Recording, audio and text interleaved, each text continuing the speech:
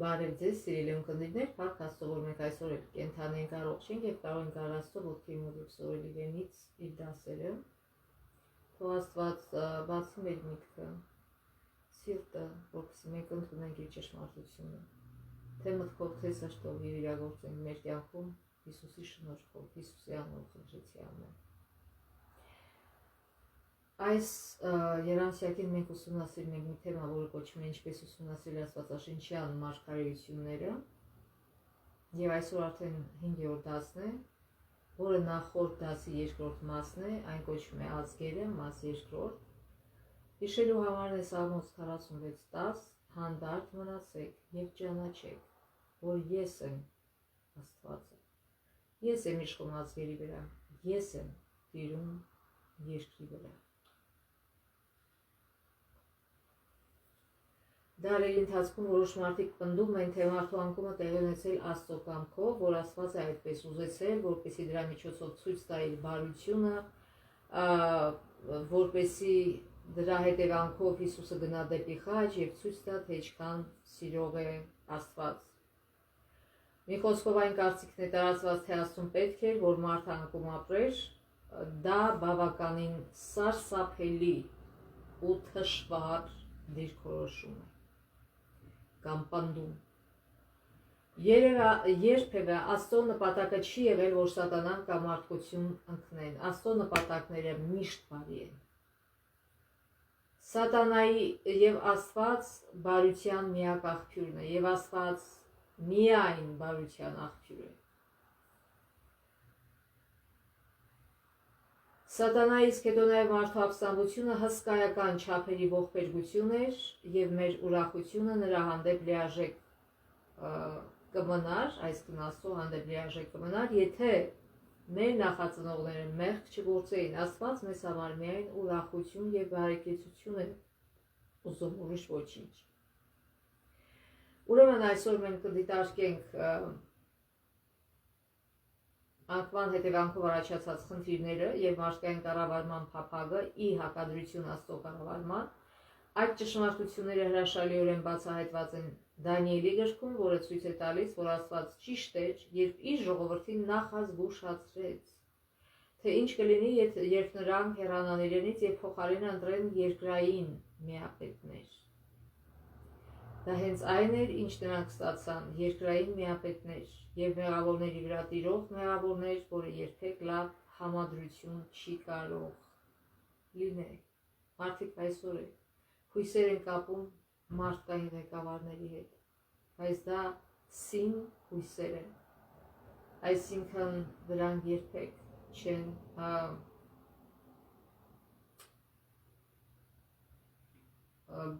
այդ հույսերը երբեք չեն իրականանա, որտեղ մենք մեղավոր ենք եւ մեզ տիրողներն են մեղավոր մարդիկ են։ Ուրեմն Եդեմի պարտեզը Աստծո դասասենյակներ առաջին մարդկանց համար, վայր, որտեղ նրանք պետք է շփվեին արարչագործության հետ եւ անվերջ ավելի ու ավելի շատ բան սովորեին Աստծո մասին։ Հելեն Ուայթը նահապետներ եւ մարգարեներ գրքում H50-51-ում գրում է. Սուրբ զույգը ոչ միայն Աստծո հայրական խնամքի տակ գտնվող զավակներ էին, նշում է Հելեն Ուայթը,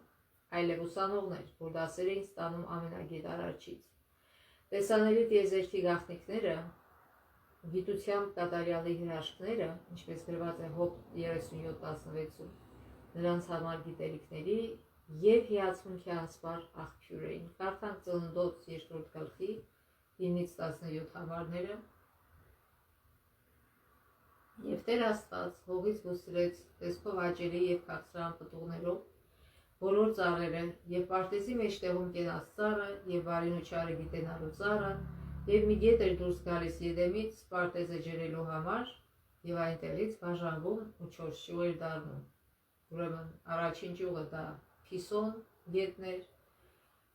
երկրորդ ճյուղը Գեհոնն էր, երրորդը Տիգրիսը եւ չորրորդը Եփրատը։ Եվ Տեր Աստված վերցրեց մարդուն եւ դրեց Եդեմի պարտեզում, որպեսզի նա այն մշակի ու պահի։ Աստված մարդուն ստեղծել է սրա համար։ Այս առաջադրանքը տվեց Աստված մարդուն։ Տեր Աստված պատվիրեց մարդուն ասելով. «Պարտեզի բոլոր ծառերից համարձակ կեր, բայց բարու եւ չարի գիտության ծառից մի կեր, որովհետեւ այն օրը, երբ նրանից ուտես, անպայման կմեռնես»։ Ուրեմն Աստված մարդուն պատվիրեց շուտել բարու եւ չարի գիտության ծառից։ Ինչպես կարելի է իմացությունը կամ գիտություն արգելվել կամ վատը լինել։ Միթե լավ չէ մշտապես փորձ ձեռք բերել ու ավելին իմանալը, նայած թե ինչ ենք իմանում։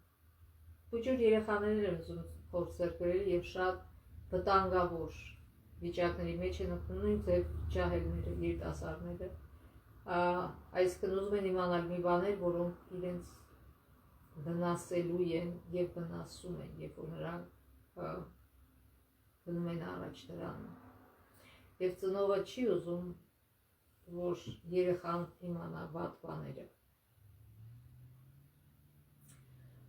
Ուրեմն, համաձայն Սուրբ գրքի ոչ, միշտ չէ, որ լավ է ինչ-որ գիտելիքներ ստանալ։ Ուրեմն նայած թե ինչ գիտելիք է ստանում։ Գիտելիքը կարող է քեզ բերել վնաս, գիտելիքը կարող է քեզ բերել օգուտ։ Աստված մտադիր էր հիմնովին կրթելի ժողովրդին, նրանց ազատելով երկարաժամկետ տառապանքից, որի պատճառը կարող է լինել գիտելիքը, ինչպես օրինակ ինչ տեղի ունենալու հետագայում, երբ մարդիկ որոշեին ինքնակառավարվել, այլ ոչ թե կառավարվել Տիրոջ կողմից։ Հազարամյակներ անց, այսինքն Ադամն ու Եվան մերժեցին Ադամը, մերժեց Աստծո կառավարությունը եւ իրեն հանձնեց սատանայի կառավարությանը կամ ինքի իր կառավարությանը։ Հազարամյակներ անց, երբ Իսրայելը թագավոր խնդրեց, Տերը խոսեց դրա հետևանքների մասին, ինչպես մենք բացահայտեցինք անցյալ շաբաթ, զգուշացրեց, թե ինչքան վնասներ է դա բերելու իրենց, եւ տեղեկացրեց իր ժողովրդին, որ իր անմիջական կառավարումից հեռանալու որոշումը կտևի մինչև ժամանակի վերջը։ Այսինքն ինքը զգուշացնում է, հետո դուք կլացեք, կողփակ, կխնդրեք, որ ես ձեզ ազատեմ ձեր ընտրած թագավորներից, բայց դա տեղի չի ունենա, արդեն ուշ կլինի։ Այսինքն այս ամենը շարունակվի մինչև որ Հիսուսը դառնա թագավոր, մինչև որ Հիսուսը երկրորդ անգամ գա, մինչև աշխարհի վերջը տարբեր թագավորություններ եւ թագավորներ են լինելու եւ կառավարելու։ Ուրեմն Իսրայելի թագավորներն աստիճանաբար ավելի չար ու անբարիշ դարձան, իսկ Աստծո ուխտի ժողովուրդը ավելի աշխարհիկ եւ այնքան հեռացավ իր նպատակից, որ Աստված նրանց տվեց այն, ինչ ցանկանում էին, այսինքն մարդկային կառավարություն։ Ուրեմն շատ կարևոր է, թե ով է քո երկրի թագավորը, կամ պրեզիդենտը, կամ ղեկավարը։ Ուրեմն, եթե նա վատ ռեֆորմներ է անում, եթե նա վատ օրենքներ է հանում, այսինքն, որ չի նպաստում մարդկանց բարօրությանը, իսկ Աստված, Աստծո միտքը միշտ եղել էր դա, ինչ որ անում էր Աստված, անում էր իր բարօրություն ժողովրդի, եւ այս անաստված կամ անբարիշտ թագավորները օրինակ են ծառայում ժողովրդի համար։ Երբ որ ղեկավարը հեռանում էր, ժողովուրդներ էր հեռանում եւ դառնում, այսինքն հեռանում էր Աստծուց եւ վատ էր իրեն պահում։ Ուրեմն Իսրայելի թագավոր, ուրեմն Աստծո ուխտի ժողովուրդը այնքան հեռացավ իր նպատակից, որ Աստված նրանց տվեց այն, ինչ ցանկանում են, այսինքն մարդկային կառավարություն, հետո նրանք տեսան տարբերությունը Աստծո եւ մարդկային կառավարության։ Այս նախապատմությունը կարող է լույս սփռել Դանիելի գրքի մոտեցման վրա, գրքի տեսիլքներում պատկերված կայսրությունների երթը ոչ միայն մեղադրական է ազգերին, հեթանոսներին, այլև Իսրայելի անհաջողություններին։ Աստված մեղադրում է Իսրայելին, որ հրաժարվել է իր պատվիրաններին հետևելուց։ Դարերի հնազանդությունը առաջին անգամ Եդենում տրված ազատության փոխարեն կդառնար մի նոր դասասենյակ, որտեղ կամ մի նոր դաս, որտեղ պատրաստական հոգիներն ականատես կլինեն այս աշխարհի թագավորությունների եւ Աստծո թագավորության միջև ապշեցուցիչ հակադրությանը։ Բաբելոնյան գերության ժամանակ էր, որ Դանիել մարգարեի միջոցով Աստված ներկայացրեց իր ժողովրդի եւ այս աշխարհի թագավորությունների հարաբերությունների վերաբերյալ մեր ունեցած ամենահամոզիչ նկարագրությունները։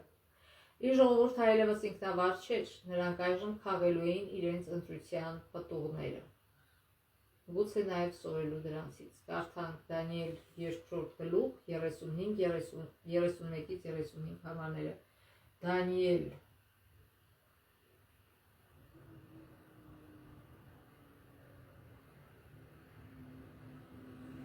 2-րդ գլուխ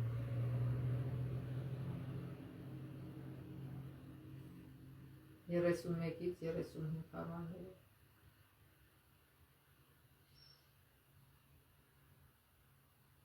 Դով թագավոր տեսնում էր ահա մեծ արձան, այսինքն սա Նաբուգոդոնոսորն էր, որ երազ էր, տեսել էր չէր հիշում երազը,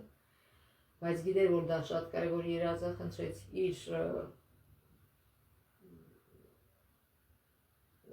իր գիտնականներին, որպեսզի իրենք ասեն, թե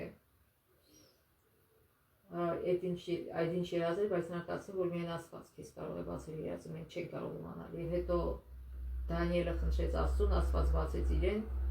եւ ինքը Նաբուգոդոնոսորին ասեց, որ Աստված ինձ բացել է այդ երազը, եւ այդ երազը հետեւյալն էր. Դով թագավոր տեսնում էր ահա մի մեծ արձան։ Այդ արձանը հսկայական էր եւ իր գերազանց պայծառությամբ կանգնած քո առաջ, նրա տեսքն ահավոր էր, այս արձանի գլուխը մաքուր ոսկուց էր, նրա կուրծքն ու բազուկները արծաթից, նրա մեջքը ու ազերը պղնձից, սրունքները երկաթից, նրա ոտքերը մի մասը երկաթից, մյուս մասը կավից, մինչ նայում էր մի քար փոխվեց առանց մարդկանց ձեռքի դիպչելու եւ հարվածեց արձանի ոտքերին, որ երկաթից ու կավից էին եւ փշրեց դրանք։ Այն ժամանակ միասին փշրվեցին երկաթը, կավը, պղնձը, արծաթն ու ոսկին եւ ամառվար կալերի մղելի պես եղան։ Եվ քամին քշեց դրանք եւ դրանց հետքը բոլորովին չգտնվեց, իսկ այն քարը, որ հարվածեց արձանին, մեծ սար դարձավ եւ լցրեց ամբողջ երկիրը։ Սա է երազ եւ նրա մեկնություն, ասենք թագավորի։ Ուրեմն 19-րդ դարի վերջում շատերը, ուրեմն այս համայնապատկերը համաշխարհային պատմության լայնածավալ համայնապատկերն է մինչև ժամանակների վերջը։ 19-րդ դարի վերջում շատերը լավատես էին մարդկության առաջընթացի նկատմամբ, ամենավառ դժտերություններից մեկը համաշխարհային ցուցահանդեսն էր, որ կայացավ 1900 թվականին Փարիզում, որը այցելեց մոտավորապես 50 միլիոն մարդ, մետրոպոլիտենը բացվեց եւ գործարկվեց, ներդրվեց տրոլեյբուսի ցանց, դիզելային շարժիչ, կայացան երկրորդ օլիմպիական խաղերը, թվում է, որ տեխնոլոգիայի ու գիտության առաջընթացը կօգնի մարդկությանը լուծելու բազմաթիվ խնդիրները։ Երբ մարդկությունը մտավ 20-րդ դար, շատ մտածողների մեջ կար այն մեծ լավատեսությունը, որ լուսավորչական գաղափարները, ինչպիսիք են մարդկային կատարելությունը եւ բանականության ուժը, մարդկության համար կբացեն հրաշալի նոր դարաշրջան։ Առաջին համաշխարհային պատերազմը սակայն արագորեն փլուզեց այդ երազանքները եւ 20-րդ դարի վերջին մենք ավելի քան 200 միլիոն մարդ կորցրինք պատերազմի պատճառով։ Հնարավոր է մենք առաջադիմել ենք տեխնոլոգիական իմաստով, սակայն ոչ բարոյական առումով։ Բարոյական առումով հակառակը հետադիմել։ Դոկտոր Մարտին Լյութեր Քինգ կրսերի խոսքերով մենք ունենք հեռակառավարվող հրթիռներ, սակայն մոլորված մարդիկ, եւ դա շատ սարսափելի համադրություն է։ Այսինքն հրթիռներ, որոնք կառավարվում են մեղավոր մարդկանց կողմից, դա շատ վտանգավոր եւ սարսափելի է։ Մարգարեության շատ ուսումնասիրողներ նկատել են, որ Դանիել 2-րդի գլխի մետաղատեսակներն ամենաարժեքավորից տեղափոխվում են ամենակիչ, փոխանցվում են ամենակիչ արժեքավորին, ոսկին փոխվում է արծաթով, արծաթը պղնձով, պղնձը երկաթով, մինչև որ եզրափակում ենք միայն երկաթով ու կավով։ Չարլզ Դարվինը, Կարլ Մարքսը եւ 19-րդ դարի այլ մտածողներ փորձեցին մեզ համոզել, որ մարդկությունը ինչ որ կերպ դեպի վեր է ընթանում, որ մենք կենսաբանորեն եւ սոցիալապես զարգանում ենք։ Ու թեև ինչ որ առումներով մարդկային գոյությունը բարելավել է, առնվազն ֆիզիկական մակարդակով։ իրականում ով է հոգ տանում այս աշխարհի ապագայի մասին, ինչպես է այն ղեկավարվում ու կառավարվում այժմ խաղաղության, անվտանգության եւ բարգավաճման նկատմամբ մեծ լավատեսությամբ։ Այսինքն, կարծես թե ֆիզիկական մակարդակով աճել են, բայց արդյոք այս աճը, այս առաջի դիմությունը օգնել է մարդկանց երջանիկ լինելու, ավելի լավ աշխարհ ունենալու, խաղաղություն ձեռք բերելու։ Ոչ։ Դարերով մարդիկ փնտրում են խաղաղություն եւ չկա այդ խաղաղությունը։ Միշտ կռիվներ են, միշտ պատերազմներ եւ դրա վերջը չի երևում, ինչու որտեղ հենց մարդու սրտում կա պատերազմ։ Մեղավոր է մարդը, մեղքի պատճառով է այս ամենը։ Մեղավոր մարդը չի կարող խաղաղություն ունենալ ոչ իր մեջ, ոչ էլ իր շրջապատում, նա այնքան փնտրում է կռիվ, վեճ։ Եվ Հիսուսը նախազգուշացրեց, մենք հիշում ենք Մատթեոս 24:6-7-ում, լսելու եք պատերազմների ձայներ ու պատերազմների լուրեր, ազգ ազգի դեմ վեր կկենա եւ թագավորությունը թագավորության դեմ լինելու են սով եւ տեղ արտեղ երկրաշարժեր։ Դանիել 3:3 ուրեմն մարդիկ անդադար իրենց հույսերը կապում են այս աշխարհային ղեկավարությունների հետ, վայ այստեղ էս ինչը նստեց, վայ այնտեղ էս ինչը նստեց, վայ մեր թագավորը դարավ էս ինչը, ուրեմն լավ կլինի, որտեղ սիրուն խոսում է, սուտ խոստումներ է տալիս եւ երբեք չի իրագործում, եւ մարդիկ վերջի վերջո խաբում են, տեսնում են, որ հակառակը ավելի վատացավ, ամեն մի թագավորից հետո ավելի վատ թագավոր է գալիս, ամեն մի թագավորից հետո ավելի վատ է լինում, քան թե նախորդի ժամանակ։ Եվ մարդիկ հուսախաբվում են, ինչու որտեղ հույսը դրել էին մեղավոր մահկանացի մարդու վրա, կարծում էին այդ մարդը կարող է իրենց երջանիկ սարքել, բայց այդպիսի բան չկա, գոյություն չունի, դա խաբեություն է։ Դանիել 3:3 առաջին անգամ ներկայացում է Բաբելոնի թագավորին, իսկ Դանիել 7:3 տեսիլը ներկայացում է մի հրեամարգարե Աստծո օգտի ժողովրդի անդամին Դանիելին։ Ուրեմն Դանիելին ցույց է տրվում նույն թեման, ինչ Նաբուկոդոնոսորին, սակայն այլ տեսանկյունից։ Արձանի փոխարեն նա տեսնում է մի շարք ազգեր, որոնք ջրերի տեղաշարժման արդյունքում վեր են բարձրանում ծովից երկնքի 4 հողմերի հարձակման հետևանքով։ Այդ ազգերը մշտական հակամարտության մեջ էին, ինչը հանգեցրեց նրանց միջև մշտական իշխանափոխության։ Այսինքն, իշխանափոխություն, երկրների փոփոխություն եղել է միշտ պատերազմների միջոցով։ Մանրապարսկական թագավորությունը հաղթեց Բաբելոնին, մանրապարսկական թագավորությանը հաղթեց Հունաստանը, Ալեքսանդր Մեծը, հետո Հունաստանին հաղթեց Հռոմը եւ հետո Հռոմը մասնատվեց, ինչպես որ ներկայացված էր այդտեղ։ Եվ այդ բոլորը տեղի էր ունենում պատերազմների միջոցով, այլ ոչ թե խաղաղ ձևով։ Այսքան ազգերը միշտ մշտական հակամարտության մեջ էին, մինչ այսօր էլ այդպես է։ Եվ Սաղմոսների մեջ, Եսայայի 17 գլխի մեջ, Երեմիայի 46 գլխի մեջ օգտագործվում է ջրհեղների և ալիքների հանդիպանությունը, անալոգիան ազգերի միջև խռովումները պատկելու համար, կարդանք Երեմիա 46:7, Երեմիա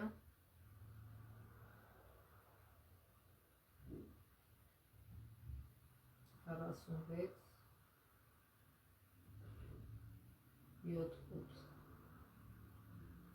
Ով է սա, որ բարձրանում է Նեղոսի պես, գետերի նման բարձրանում են նրա ջրերը, Եգիպտոսը բարձրանում է Նեղոսի պես և գետերի պես, որոնց ջրերը ալեկոծում են, ասում է, ես կբարձրանամ, կծածկեմ երկիրը, կկործանեմ քաղաքները և նրանց բնակիչներին։ Այսինքն միշտ, երբ որ Աստվածաշունչում գրում է ջրերը բարձրացան և հետո գազան դուրս եկավ, դա խոսքը գնում է, որ հակամարտության միջոցով, պատերազմի միջոցով ստեղծվում է նոր երկիր։ Ի հակադրություն սրան, խոստացված երկիրը գոյություններ առնվազն որոշ ժամանակով, որպես խաղաղության ու ապահովության կղզի։ Հեթանոսական թագավորությունների ծովի մեջ սուրբ ազգ, որը հաստատված էր Աստծո կառավարության ամուր հիմքի վրա, ի տարբերություն իր շուրջը գտնվող անհնազանդ ազգերի, կարդանք Դանիել 7:1-3,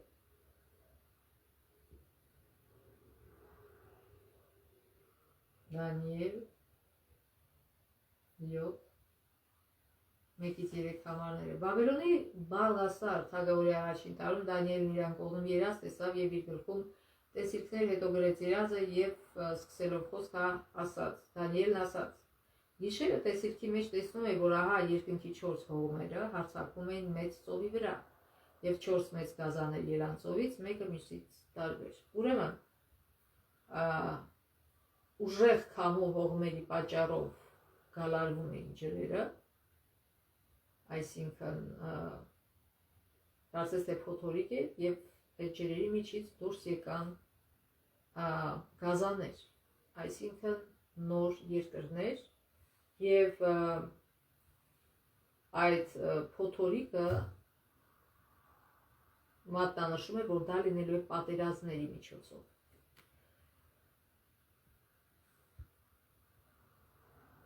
Դանիելն ափից դիտում է հեթանոսների պատերազմական քաոսը, երբ հանկարծ գազանները սկսում են ելնել երկրի վրա դեպի տարածքը։ Հեթանոսների խնդիրներն այժմ դարձել էին նրա ժողովրդի խնդիրները,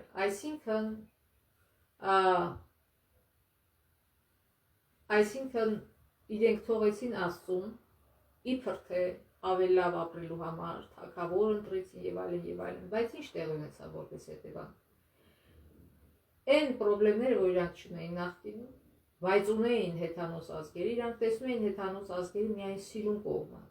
մյուս կողմը չէին տեսնում։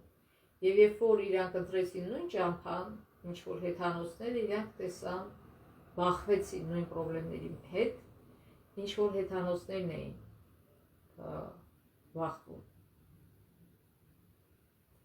Ուրեմն հեթանոսների խնդիրները այժմ դարձել են նրա ժողովրդի խնդիրները, նրանք ընտրել էին հեթանոսների կենսակերպը, ուստի այժմ նրանք ապրելու են հեթանոսների հետ եւ նրանց իշխանության ներքո։ Այսինքն այդ թագավորները, որ Իսրայելում Հուդայում իրարից հետո թագավորեցին, նրանք բոլորը ոմանք Աստծուն հավատարիմ էին, բայց մեծամասամբ Աստծուն անհավատարիմ էին եւ վերջիվերջո հասան իրենց անօրինության գագաթնակետին, երբ որ վերջին թագավորը Սեդեկյան չէր լսում Երեմիան ասեց, որ դարձի կան, թե չէ այսպիսի բան է լինելու, Նավուխոդոնոսորը գալու է եւ ձեզ գրավի, իրանք չլսեցին, շարունակեցին անօրինության մեջ ապրել եւ վերջի որ Աստված թույլ տվեց, հեռացավ, վերցրեց իր պաշտպանությունը եւ Նավուխոդոնոսորը եկավ, գրավեց եւ տարավ գերության եւ նրանք արդեն ստիպված էին հեթանոսների իշխանության ներքո ապրել, ինչու այդպես ստացվեց, որտեղ իրենք էլ դեռ նրանց իշխանության տակ չգտնված ապրում էին նույն կյանքով, ընտրել էին նույն կենսակերպը, ինչ որ հեթանոսները։ Բաբելոնի տիրապետությունից սկսած Աստծո ուխտի ժողովուրդն այլևս երբեք ամբողջական կամ երկարատև ինքնավարություն չվայելեց։ Աստծո ժողովրդի ինքնավարության կորուստը կշարունակվի մինչև ժամանակի վերջը, երբ Քրիստոսը վերջապես վերականգնվի իր արժանի տեղը որպես մեր թագավոր։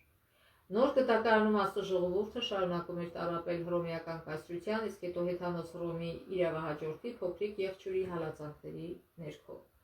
Թեև պատմականորեն որոշ ազգեր ավելի լավն են եղել, քան մյուսները, եւ որոշ ժամանակաշրջաններ համեմատաբար ավելի խաղաղ են եղել, ազգերի, ժողովուրդների ու կայսրությունների պատմության ճնշող մասը պարզապես անցնում է մի ողբերգությունից մյուսը, մի բռնապետից հաջորդին։ Եվ հաճախ այս ամենն արվում է կառավարիչների տիրապետման ժամանակ, որ լավագույն մտադրություններն են հայտարարել իրենց ժողովրդի համար։ Այսինքն, որպեսզի նստեն այդ գահին, այդ աթոռին, խաբում են, նստում են, հետո իրանց ուզածն են անում։ Ինչպիսի հակադրություն այն կառավարմանը, որն Աստված կամենում էր ժողովրդի համար, եթե միայն նրանք կտրեին այն, այսինքն նրանք փոխարեցին Սուրբ Աստծո կառավարությունը մեղավոր մարդու կառավարությանը եւ ստացան արդյունքը։ Կարդանք Հռոմեացիս 3-րդ գլուխ 10-ից 19 համարները, Հռոմեացիս 3-րդ գլուխ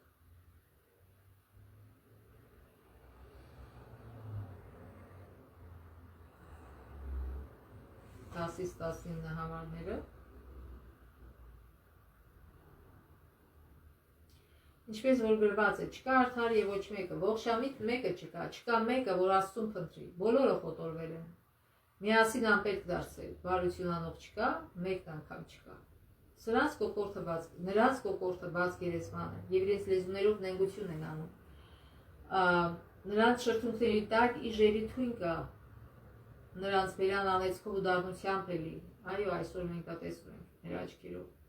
Նրանց ոտքերն արյուն թափելու համար են արագընթաց, նրանց ճանապարհներին կործանում եւ թշվառություն է, եւ խաղաղության ճանապարհը չճանաչեցին։ Աստծո երկյուղը նրանց աչքերի առաջ չէ։ Ուրեմն Աստվածաշունչում երկրի ու ծովի պատկերագրումները հատկապես մարգարեությունների դեպքում շատ ուսանելի կարող են լինել, դիտարկենք աստվածաշնչյան մարգարեությունների մեջ երկրի ու ծովի խորհրդանիշների միմյանց կտրուկ հակադրվող դեպքերը։ Խորհրդանշորեն, երբ երկիրն ու ծովը համադրվում են, երկիրը հաճախ ներկայացնում է կառավարվող աշխարհը կամ նույնիսկ Իսրայելի երկիրը, մինչդեռ ծովը վերաբերում է հեթանոց ազգերին, որոնք սպառնում են դրան, ինչպես որ ծովը սպառնում է երկրի։ Այս մտածողության մեջ երկիրը կայունության վայր է, որը հաստատված է Աստծո կառավարության վրա, իսկ ծովը ներկայացնում է մարդկային հպարտության վրա հիմնված ազգերի անկայուն իրարանցումը։ Հիմնվելով վերևում ներկայացված գաղափարին, ուրեմն ուշադրություն դարձնենք, որ վիշապը, ուրեմն կարդանք հայտնություն 12-15, հայտնություն 12-րդ գլուխ 34-35 համարները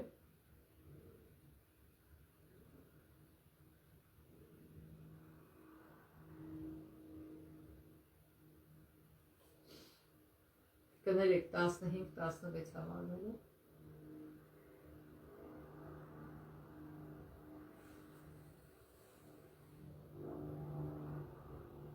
Եվ ոնց իր բերանից գետի պես ջուր թափեց կնոջ հետևից, որպեսզի նրան ընկղմի,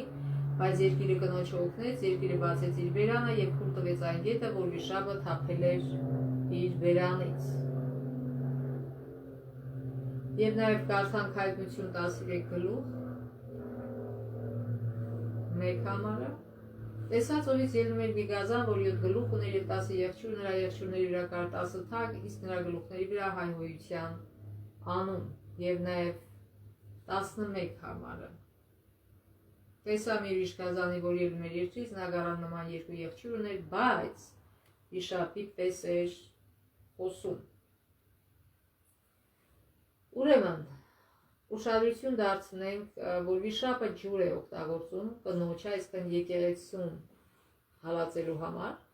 ինչպես տեսանք մարգարեության մեջ ջուրը հաճախ խորհրդանշում է աշխարհիկ կառավարությունները, ինչպես նաև դրանց ուղեկցող խառնաշփոթն ու քաոսը։ Սկզբում աշխարհիկ Ռոմը քրիստոնյաներին հալածեց, հետո Վատիկանը օգտագործեց աշխարհի թագավորներին, որպեսզի հալածի Աստծո իրական ճշմարիտ ժողովրդին։ Այսպիսով մենք կարող ենք տեսնել, թե ինչպես Սատանան եկեղեցու պատմության մեծ մասի ընթացքում կարողացավ օգտագործել մարդկային զանգվածներին առաջնորդվելով նրանց առաջնորդների կողմից, որպեսզի հալածի Աստծո ժողովրդին։ 7-րդ օրվա ադվենտիստները նաև հասկանում են, որ հայտնություն 12-16 համարը վերաբերվում է հալածվող հավատացյալների գաղթին դեպի նոր աշխարհ, որը Ամերիկայի Միացյալ Նահանգներն է։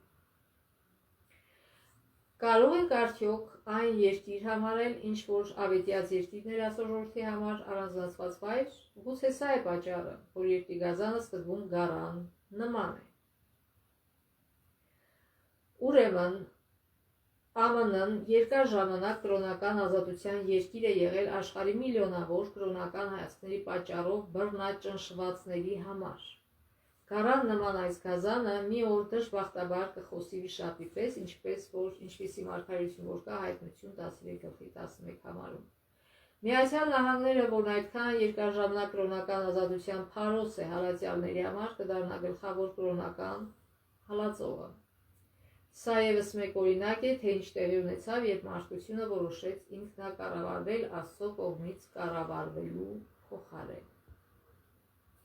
Մնացորդ եկեղեցին ծնվել է նոր աշխարհում, այսինքն Ամերիկայի Միացյալ Նահանգներում, հենց այնտեղ, որտեղ կրոնական ազատություն փտրողները փախել էին